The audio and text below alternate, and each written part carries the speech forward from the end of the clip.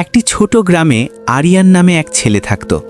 আরিয়ানের স্বপ্ন ছিল সে অনেক বড় চিত্রশিল্পী হবে, কিন্তু তার পরিবার ছিল খুব গরিব। রং তুলি কেনার সামর্থ্য তার বাবার ছিল না। আরিয়ান দমে যাওয়ার পাত্র ছিল না।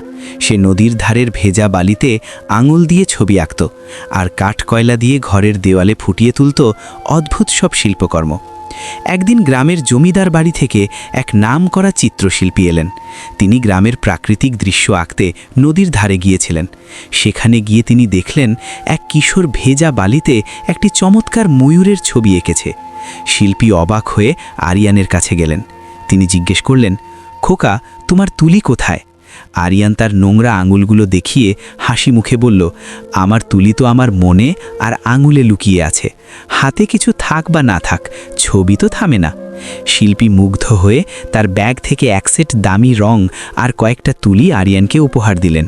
তিনি বললেন, সুযোগ আর অভাব মানুষের প্রতিভা আটকে রাখতে পারে না, যদি তোমার ইচ্ছা শক্তি থাকে। বছরের পর বছর কেটে গেল। সেই গ্রামের সেই ছেলেটি আজ দেশের শ্রেষ্ঠ চিত্রশিল্পী। আরিয়ান এখন আর বালিতে ছবি আঁকে না, কিন্তু তার স্টুডিওতে একটি কাচের বাক্সে সেই পুরনো একটুকরো কাঠকয়লা সাজিয়ে রাখা আছে।